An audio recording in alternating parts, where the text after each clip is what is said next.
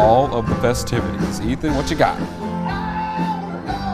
For the 32nd time here in Meridian, we have the State Games of Mississippi opening ceremony. We've already got the music going. It's going to look real different here in a second. We're going to have 5,000 athletes out here celebrating a testament to this community. But if we're talking about opening ceremonies, we've got to talk about an unsung hero of those.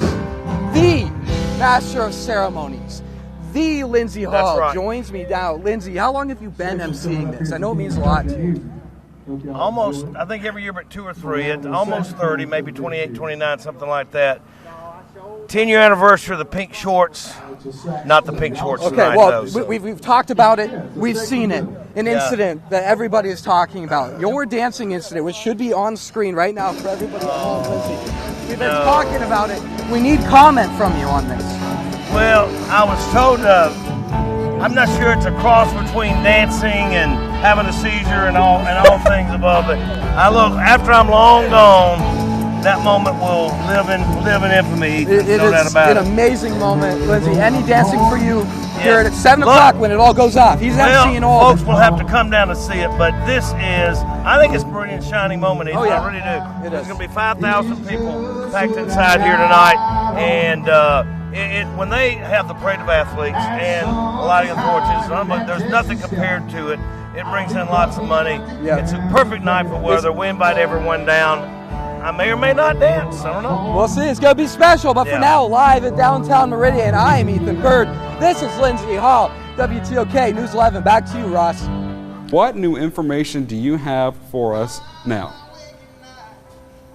Yeah, Ross, you're asking about things that are new this year. For the first year ever at these opening ceremonies, we're going to be in a hot air balloon. Well, I'm not, but there's going to be potentially one up in the air if weather permits. Right now, I'm going to be joined by the pilot of this here vessel, Mr. Fred Poole. When you're called out to things like this, to entertain these thousands of people, what is it like?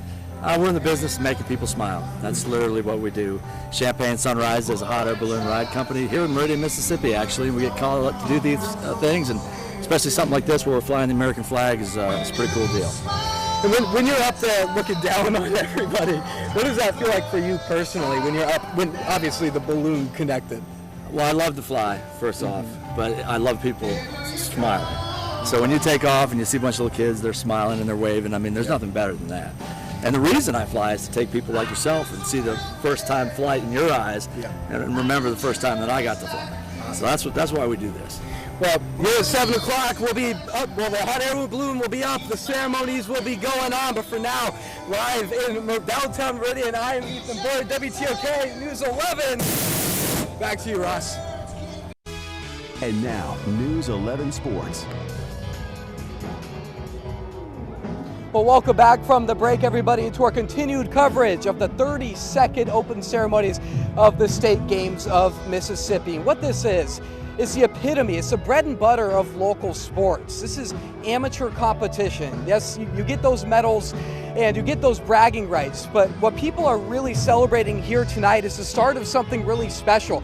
They're coming out for just the joy of competition and the joy of playing the sports that they love, and of course to possibly get that medal. But you're going to see people of all ages. 5,000 athletes will be filling the City Hall lawn to celebrate not only the city, not only 32 years of the State Games of Mississippi, but to celebrate each other and to celebrate the spirit of competition. We're going to be covering that for all 2 weeks that we do it. And as you can see, as we head on down here, we've got everybody setting up, lining up for the food trucks and whatnot, but I cannot wait for the coverage that we are going to do of the State Games of Mississippi. But for now, we got to talk about some other state games. It's do or die time for the West Lauderdale Knights. They're in game 2, down 1. They just win or lose in the state championship, and they have not lost since 1988. We're there right now. They don't want to see that happen again.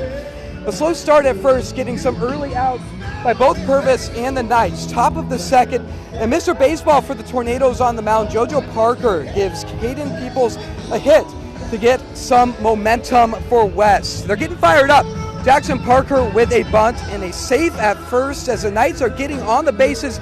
Finally, an RBI single brings Peoples on home as West Lauderdale gets on the board first, but it wouldn't take long for Purvis to respond In the very next inning, the Knights had a chance in the top of the fourth with the bases loaded to do something, but Mr. Baseball was strong and got the Knights out of the inning.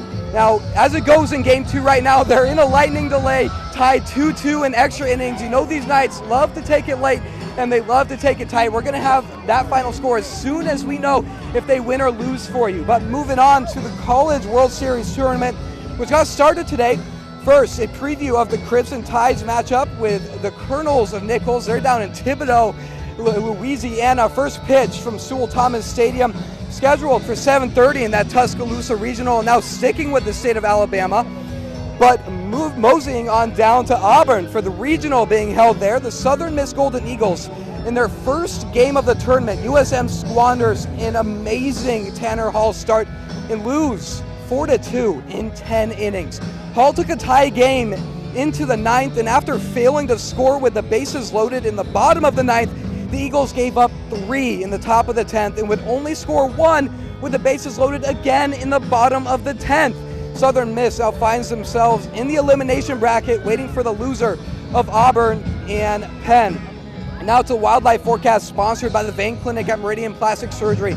Peak times for wildlife activity tomorrow, June 3rd, is 11:53 in the morning. And now, News 11 Sports. West Lauderdale baseball had not dropped a single state championship series since 1988, but the Purvis Tornadoes did not let them scare them one bit. For the second time in this state championship series, the Knights were forced into extra innings. In the bottom of the 10th, with the bases loaded, Coach Smith called senior Brett Busby in to try to save the day, but with the leadoff batter and the 4A Mr. Baseball, JoJo Parker, up to bat, there wasn't much Busby could do. He flies it out to right, and that will score the runner on third. Purvis beats the Knights 3-2 after 10 innings. Sophomore Carter Horton with an incredible game. He threw 75 pitches and had 44 strikes. Sophomore Caden Peoples, one of the only guys who were able to get any offense going. He had 1 hit and an RBI in that game. A tough loss for the Knights, but only losing 4 seniors gives Coach Smith the confidence for his team's future. It's great to get here to have the experience for the younger guys to see the atmosphere and stuff, and it's been a long time in this atmosphere that we haven't won, going back to all those years and stuff, and so hopefully watching another team win and stuff will motivate our guys this offseason. Yeah, and congrats to the Knights on their season. And it was a truly special day today, not only for Meridian, but for the youth athletes of Old Mississippi. The opening ceremony for the 32nd State Games of Mississippi was a treat.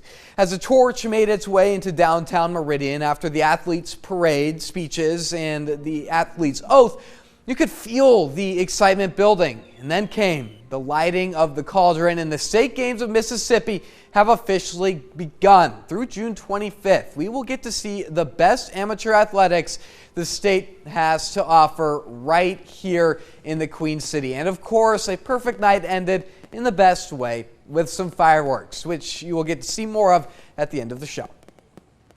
It just ends our season, for soccer, and we've been doing it for a long time. This is like my 22nd year to be coaching, so it's a fun way to end the season with the kids, and they have a blast. The reason that we get to play is, we feel good playing while we play. And winning, and even if we do lose, it's okay. We can just play another game. It's just another game that we lose, News 11 Sports will have coverage of the games for the next 3 weeks.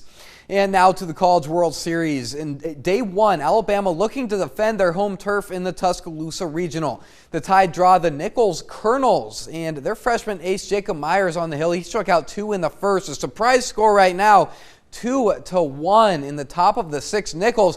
Alabama has got to get some more offense going. And the Crimson Tide softball team end their season almost completely silent. Seriously, they get 1 hit by Stanford in the 9-5 upset. The Alabama Women's College World Series dream has come to an end. Now sticking with the state of Alabama, but down in the Auburn Regional of the College World Series, the Southern Miss Golden Eagles squander an amazing Tanner Hall start and lose 4-2 in 10 innings. Hall took a tie game into the 9th, and after failing to score with the bases loaded in the bottom of the 9th, the Golden Eagles gave up 3 in the top of the 10th and would only score 1 with the bases loaded again in the bottom of the 10th. Southern Miss now finds themselves in the elimination bracket playing Auburn after the hosts got upset by Penn. Now to the wildlife forecast sponsored by the Vein Clinic at Meridian Plastic Surgery. Peak time for wildlife activity tomorrow, June 3rd, is 11:53 in the morning. Now coming up right after the break, we have one more look at your forecast. Stay with us.